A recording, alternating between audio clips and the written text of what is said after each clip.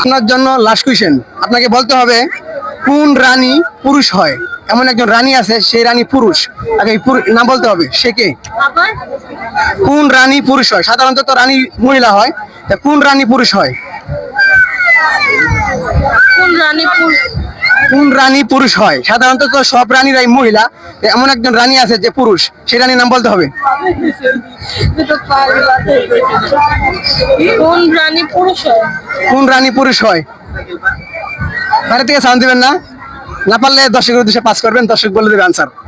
সিংহ রানী, সিংহ রানী আছে, ডিকশনারি, অন্য কিছু ডিকশনারি হবে না।